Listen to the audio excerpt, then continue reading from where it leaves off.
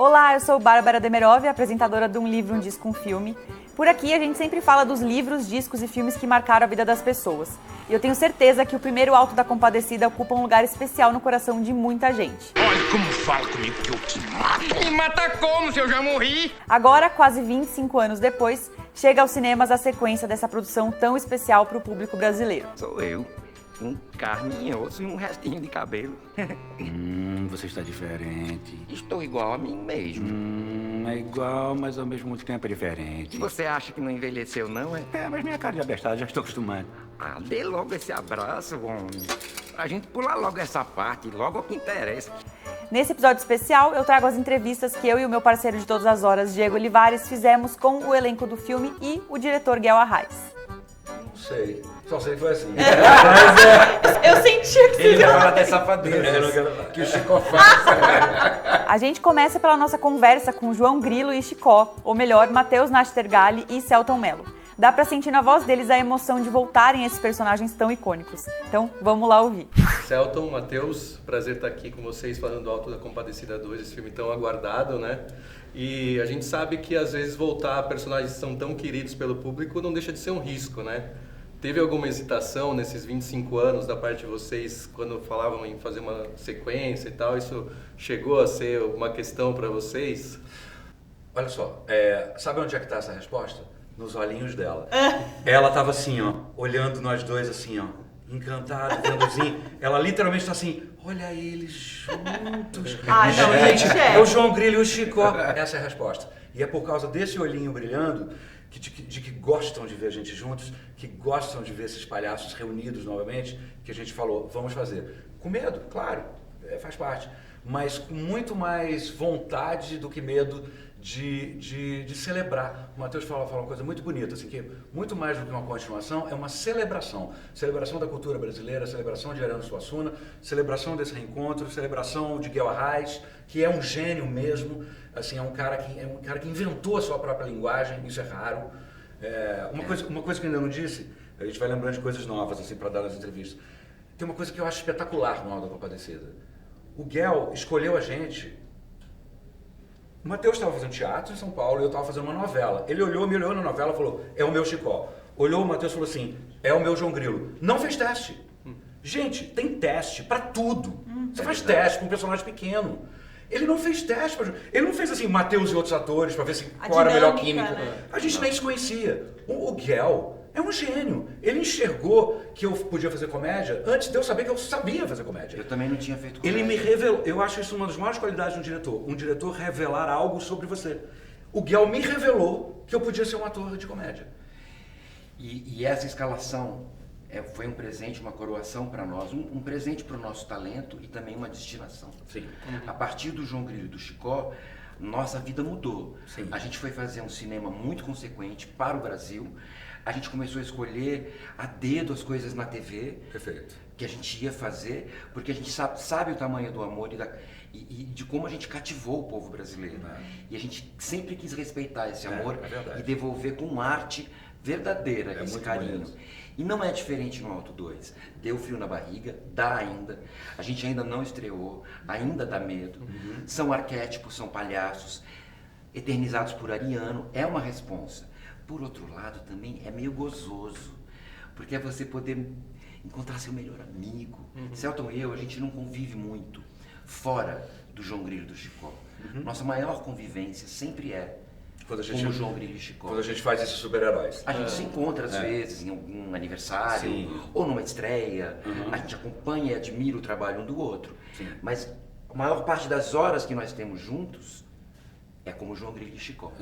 Então, o medo também foi um pouco aplacado pela certeza do amigo estar do lado. Exatamente. Assim como na tela, né? E a gente se ajudou no começo, antes de pegar o gás de novo, a gente se ajudava muito. Assim, é assim que faz? Eu lembro disso. Tá bem, o Grilo, ele me assegurava. E quando ele fazia alguma coisa, eu fazia questão de dizer, tá lindo, que era para dar para nós coragem. Como é uma dupla, é uma coisa de espelhamento. Então, assim, quando a gente está em cena, eu estou vendo o Matheus, não estou me vendo. E o Matheus tá me vendo. Então, eu olhava para o Matheus e o Grilo estava fantástico, eu falava, então deve estar tudo bem, porque o que eu estou vendo está muito bom, e imagino que o contrário também. Então esse é muito bonito, e aí tudo isso para devolver esse olhinho brilhando que você estava ali no começo olhando a gente assim. Gente. E esse olhinho brilhando, nós recebemos todos os dias há 25 anos. Eu tenho certeza. Celton e eu. É muito raro o dia em que alguém não me pergunta, e o teu amigo? Eu já sei que eles estão falando do Chicó e do Celton. Que demais. E quase todos os sorrisos que a gente recebe, né, Celton? Sim. Tem a alegria do Auto da Compadecida. É por isso que isso é muito mais que um filme. Isso é uma celebração. E o fato da gente estrear no Natal me pareceu tão bacana.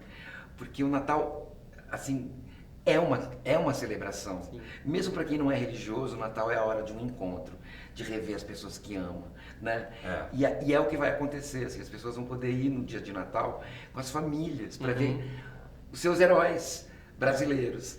Eu vou fazer questão, não sei onde eu vou estar ainda, de ir ao cinema mais próximo e passar o Natal, no dia 25, com as pessoas, vendo filmes. É um compromisso que eu fiz para mim.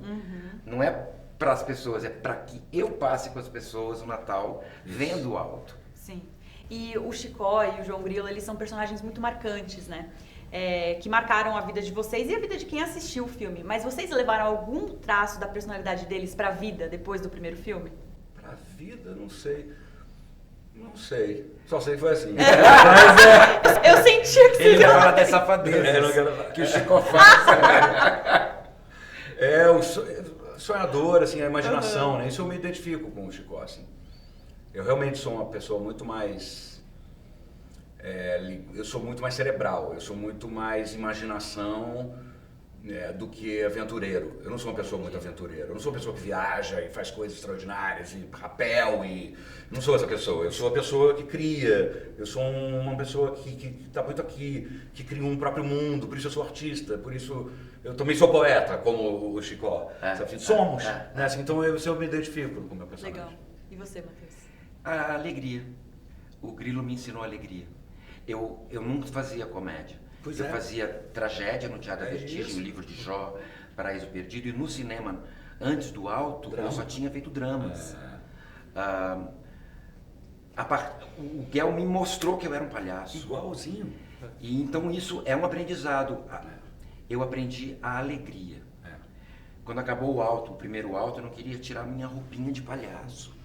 Quando a gente foi fazer o Auto 25 anos depois, e eu vesti a roupinha de novo, botei o dentinho torto do Grilo de novo, parecia aquele palhaço que está se maquiando. E o mais legal, encontraram o chapéu original do Grilo. Então o chapéuzinho do Grilo é o mesmo chapéu daquela época. Olha, eu aprendi a sobreviver com alegria. A gente conversou também com as atrizes Fabíola Nascimento, Thaís Araújo e Virginia Cavendish. Olha só o que elas falaram sobre as suas participações no filme. Nós somos do Um Livro, um Disco, um Filme. A gente é uma plataforma que fala sobre como as nossas obras marcam as nossas vidas. E o Auto da Compadecida é um filme que marcou a vida de muita gente. E a gente queria saber por que, na opinião de vocês, essa obra marcou a vida de tantas pessoas. Acho que é por causa da brasilidade. Acho que tudo tem uma colagem, a gente se identifica automaticamente, assim. Tudo que tem muita brasilidade, né? Qualquer obra que tenha muita brasilidade, você pode não ser, sei lá, eu sou carioca, não sou nordestina, mas eu identifico aquilo como o meu, sabe? Eu acho que a brasilidade, o humor, acho que alguns... Eu fico pé na brasilidade, que eu acho que é a coisa mais importante que a gente tem perdido muito nas nossas obras. Eu acho lindo isso mesmo. E eu acho que também foi uma novidade. A maneira como o Guel filma é de uma rapidez que conversa muito com a graça, com o humor daqueles dois palhaços, né? E também sobra tempo e espaço para o romance, para a beleza. E é uma obra de Ariano, entendeu? E tá tudo lá, esses personagens são riquíssimos, são muito brasileiros. O Ariano escrevia para o povo brasileiro e sobre o povo brasileiro.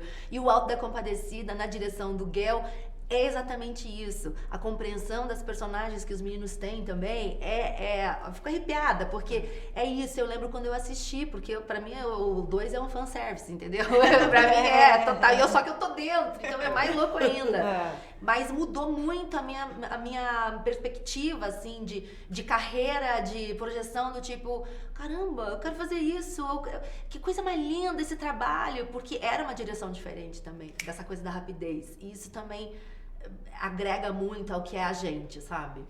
Eu acho que tem uma coisa também que, assim, são duas coisas que se transformou com o passar dos anos, é que você vê, o Ariano Suassuna realmente é a nossa Disney, né? A nossa cultura popular. Eu tô vendo agora nas redes sociais pessoas que fazem aniversário de bebê de 1 ano com tema Alto da Compadecida, vestido de Chicó, de João Grilo.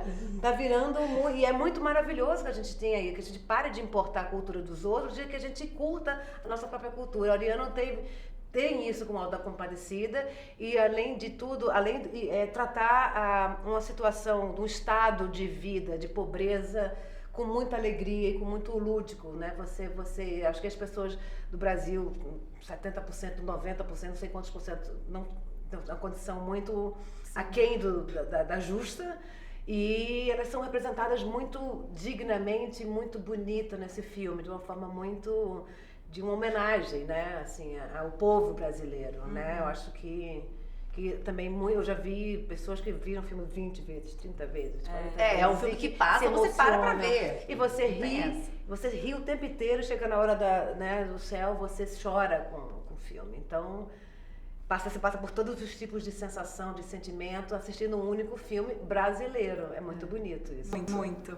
E, gente, essa sala é muito especial porque são 3 mulheres, 3 personagens muito especiais, né? A Rosinha aí, que vai além da... É uma mulher independente, além de ser a esposa, né? É você, que é a compadecida, pelo amor de Deus. Santíssima. Nossa Santíssima. E você, né, a Clarabella, que faz a Clarabella, que tem ali as suas vontades, né? Que vai da cidade pro sertão de novo e tem ali os seus sonhos. Cara, eu não sei, porque eu acho que é de arquétipo mesmo, sabe? Eu acho que é de arquétipo. Eles são arquétipos. Tanto que tem uma coisa maravilhosa que eu ouvi, um comentário que foi... Eu senti que a Compadecida ela é mais humana. E eu falei, não, é ao contrário, os personagens são mais etéreos. Porque essa passagem de 25 anos coloca esses personagens em outro aspecto. É como se você... aquela cidade, tudo leva pra um outro lugar. Então, pra mim, ficou todo mundo mais etéreo do que humano. Então, eu acho que é muito sobre arquétipo. E a Clarabella é a famosa privilegiada brasileira, né? É onde o rico cada vez fica mais rico e o pobre fica cada vez mais pobre. E é cheio de caprichos, e pode estudar, e pode... Sim. E talvez até pense sobre empoderamento e tal, mas talvez não, né? Então, ela é uma personagem que é a rica, né, que tá ali, né, então ela fica nesse meio do caminho. Mas foi muito bom de construir, porque a Clarabella é uma personagem da obra de Suassuna, da Farsa da Boa Preguiça, e ela tá lá com seus textos e suas palavras, e é esse lugar que ela ocupa ali, né, tentando ainda roubar um marido de alguém. Depois não rouba, né, vai tentar outra coisa. Então, assim, eu posso, se eu tô aqui é porque eu mereci. A minha personagem é essa, né? Eu acho que sobre a Rosinha uma coisa muito legal, essa coisa do empoderamento, assim, a gente tá no filme da década de 50, onde as mulheres faziam comercial de liquidificador em capa de revista, e tá em casa era o padrão, e a Rosinha larga tudo, vira caminhoneira e vai pro mundo da conta da vida dela. E que ela não tá com o amor dela, mas ela é uma mulher, um sujeito pleno, e tem a vida dela que é uma coisa que eu falo muito assim, a gente não tem que buscar a cara metade. O nosso relacionamento amoroso, afetivo, é um pedaço da mulher. Porque sempre se vendeu de que a mulher tem que ter a cara metade para poder ser uma única pessoa. Sim. E não é isso, assim. Se a gente dividir um décimo, 15, sei lá quantos de cada um, mas é uma coisa que a mulher tem que ter muitas outras coisas para se realizar antes de ser só uma esposa de um homem. E o Alto, botando o filme na década de 50 e botando a Rosinha nesse lugar, eu acho que é um símbolo, né? É muito bacana de você ver que o caminho que as mulheres devem seguir, né? Eu acho muito bonito isso. Com certeza. Última pergunta. Thaís, então pra gente fechar, você entra com uma responsabilidade dupla. Uma, assumir um papel que tinha sido da Fernanda Montenegro na primeira versão, e também fazer uma santa, né, a Compadecida, Nossa Senhora. Como se prepara um personagem desses? Reza e vai. Eu nem acho que seja uma substituição da Fernanda, porque assim, eu realmente Essa coisa, ninguém é insubstituível, desculpa, a Fernanda é insubstituível, a Fernanda é a Fernanda e vai ser a Fernanda, eu ocupo esse lugar sagrado mesmo na dramaturgia brasileira, assim.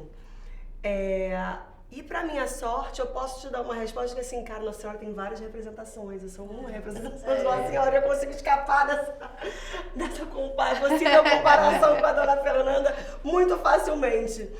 E a outra pergunta era quem? Como se preparam? Mas você falou só rezando. Rezar, além de rezar muito, pedir muito a Nossa Senhora, trabalhando, né, cara? Suando, preparando mesmo, olhando o texto, virando, preparando o preparador do filme, eu pego o preparador. A gente ensaiou bastante, trabalhamos bastante.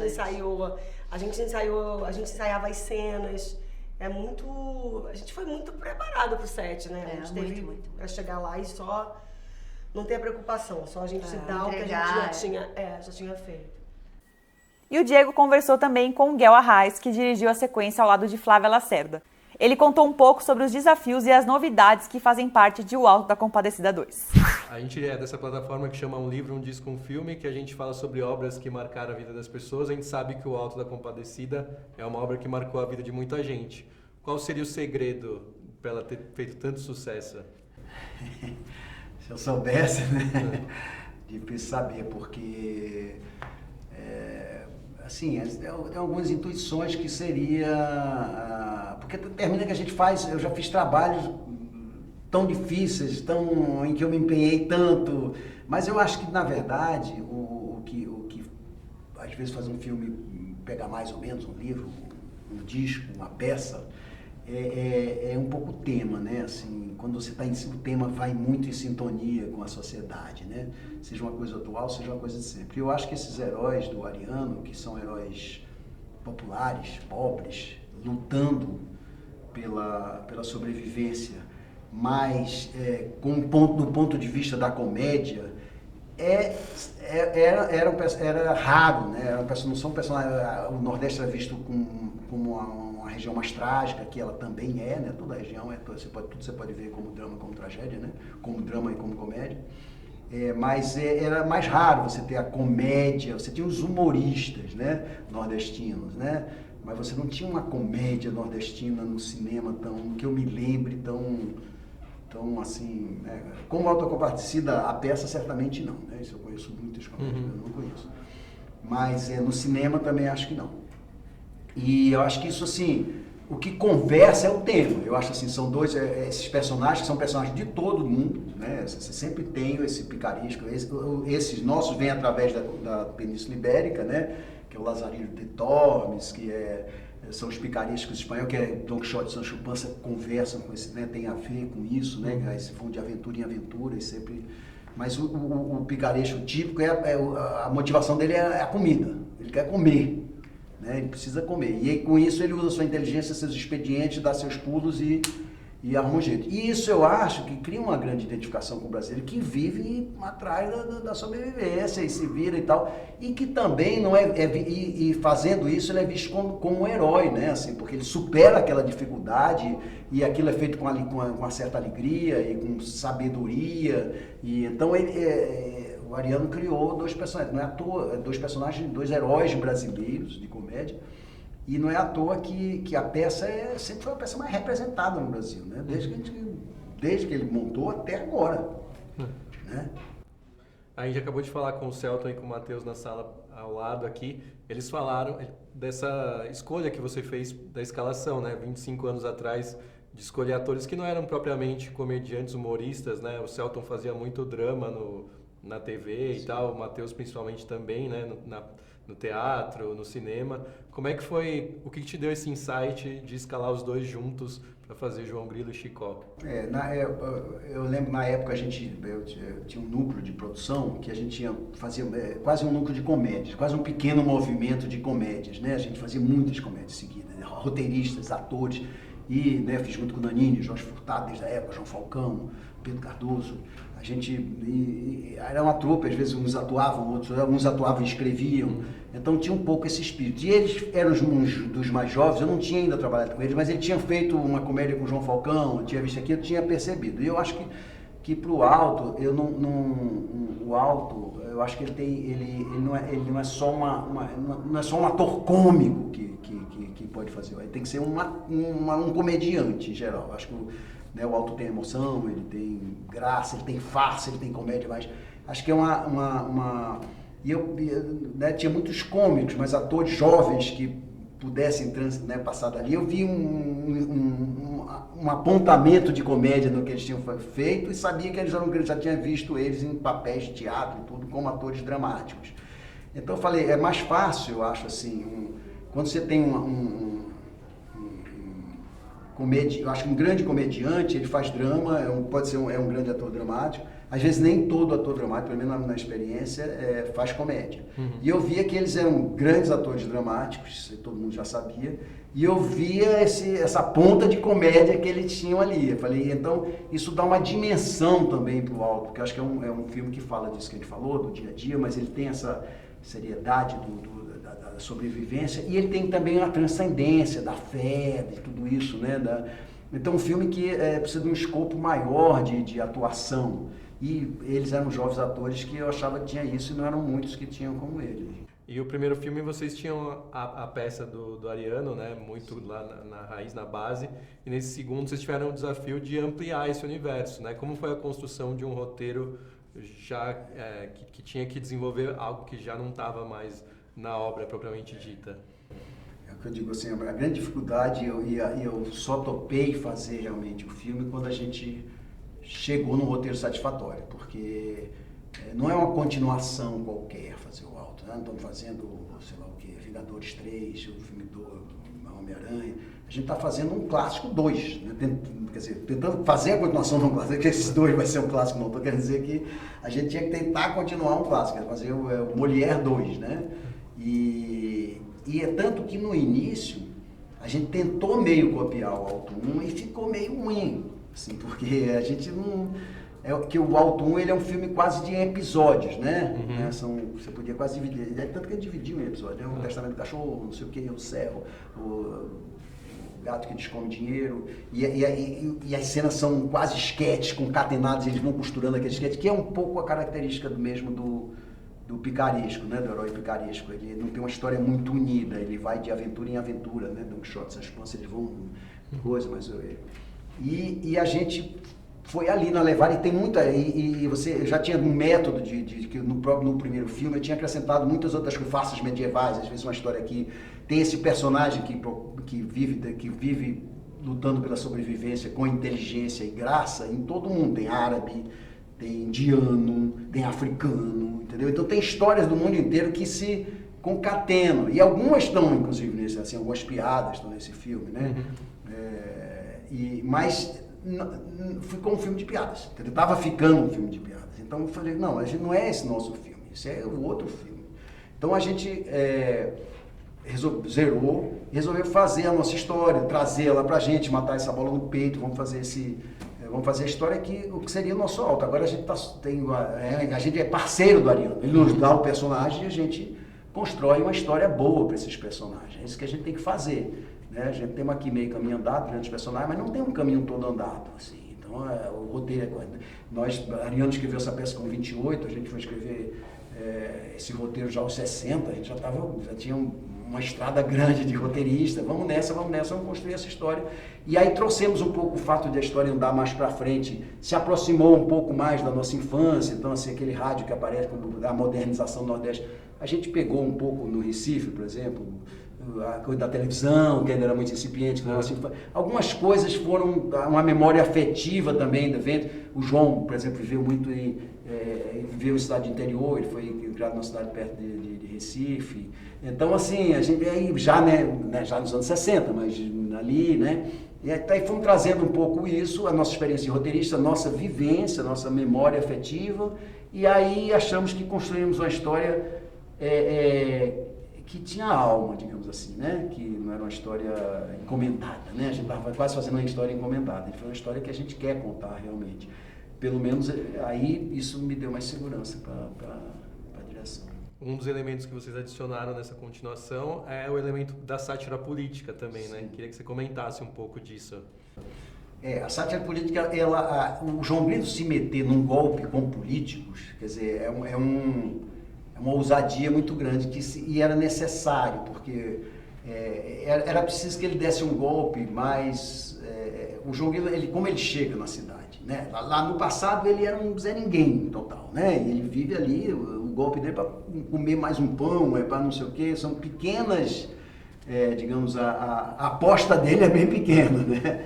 E como ele volta como a gente resolveu assumir o final do filme e dar uma continuidade. Como é que ele termina lá? Ele ressuscitou, né? E aí, enfim, o início desse filme, não é spoiler porque é bem no início, ele volta e ele vai virando o cara uma certa celebridade ali. Uma entidade. Uma entidade ali, um cara que ficou famoso. Ele já não podia dar mais golpes, esses pequenos golpes. Esse cara, todo mundo conhece ele mas ele... Como ele ficou mais conhecido, famoso, o golpe dele, a aposta era maior. E a aposta da política, né, era uma grande coisa do voto. O cara que é popular, o que é que ele pode fazer? Vender sua popularidade para os políticos, né, para os dois lados e tal. E aí esse golpe, então, vinha muito bem com a história.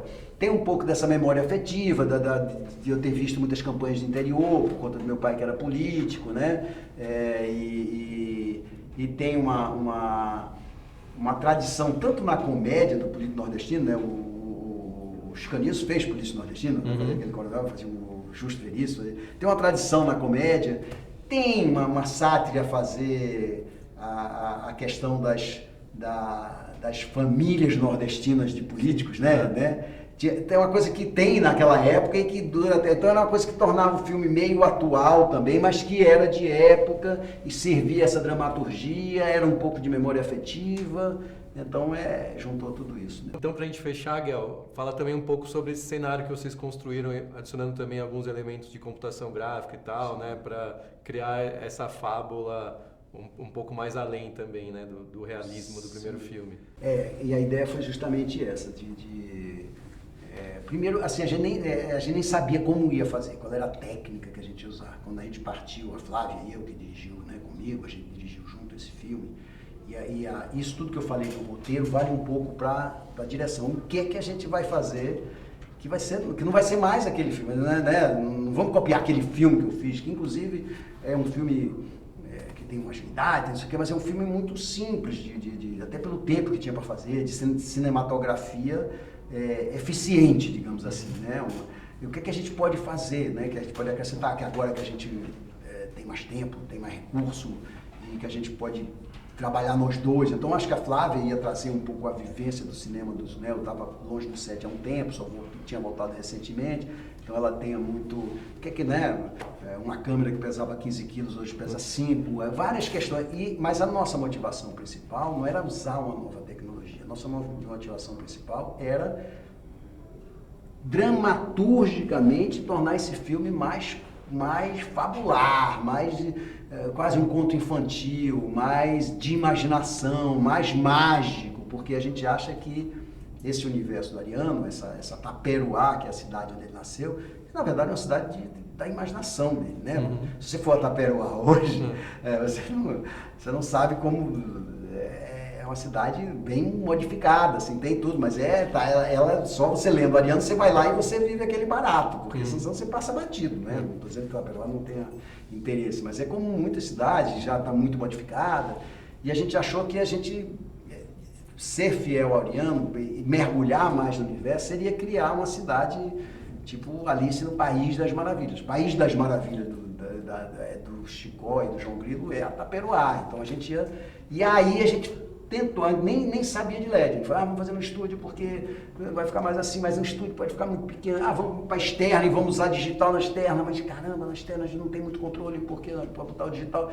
E nesse meio caminho surgiu um negócio que é meio entre os dois, assim, não é mais um estúdio construído, nem pode ser muito mais realista e ao mesmo tempo pode ser mais fabular, você constrói as coisas que quer, aquilo é feito com um capricho que você não sabe, assim, as casas foram fotografadas, pesquisadas, cada uma, com aquela azul, cada uma tem um número e tem uma personalidade, aí a calçada é rachada, ou não sei o que, bababá, o negócio tem uma vivência, mas tudo como fábula, né, assim, como...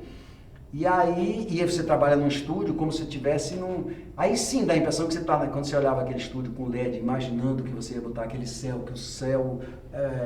você pensava meio numa ópera e você pensava realmente numa cidade mítica, entendeu? Assim, a impressão que a gente tinha que a gente estava trabalhando nisso, estava no meio da magia. Assim. O Alto da Compadecida 2 chega aos cinemas no dia 25 de dezembro para garantir um Natal bem divertido para quem for passar a data no cinema. Esse episódio fica por aqui e eu aproveito para agradecer todos vocês que estiveram com a gente ao longo do primeiro ano do nosso LDF. Foi um ano muito especial pra gente e eu já posso adiantar que tem mais coisa legal vindo aí em 2025. Então, um ótimo Natal e uma virada de ano incrível para todo mundo que estiver ouvindo. Até o próximo episódio!